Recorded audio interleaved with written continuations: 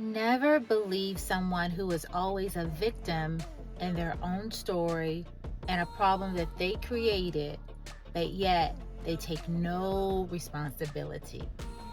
That's a problem because these type of people create situations everywhere they go, but they don't have the eyes to see that they are the common denominator.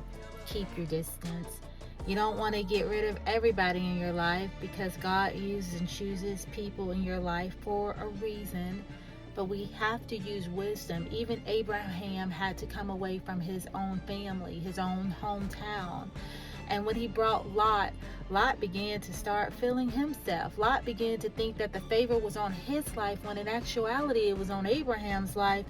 And until Abraham and Lot were separated, could he understand the gift that Abraham carried within him? You're going to have to separate with some lots. Not everybody is part of your latter story, and God will cause some situations, some tension, just so that you can get uncomfortable and where you'll have to make a decision where, hey, you go your way, I go my way, I love you, but we're not going to end up walking together at this end latter part of the journey, because how can two walk together lest they agree? And if we're going to walk together, my goodness, we have to have the same vision. And some of you are yoked up with people who they don't have the vision, they don't have the same mindset.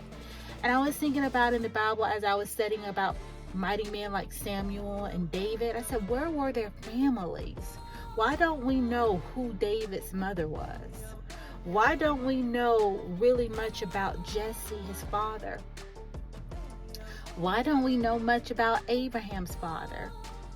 Much of them were yoked to idolatry, and so therefore, because they didn't serve the true living God, there is no legacy for someone who doesn't serve the true living God. They are soon forgotten about.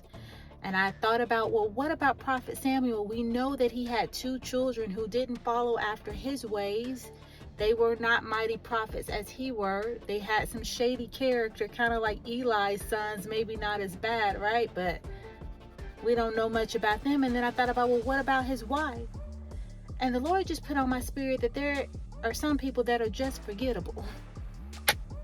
They're just not a part of the journey, right? They were connected for you and to you for a reason, for a season. But there was nothing memorable about anyone that doesn't serve the Lord in truth and spirit. And we don't know who Samuel's wife was. We don't know who King David's mother was. But we do realize that these were mighty men of God. So don't let your family history, don't let your past dictate your future, because you're going places. And some people will not be remembered, and some people you're going to have to release. They were a part of your past, but they are not a part of your future.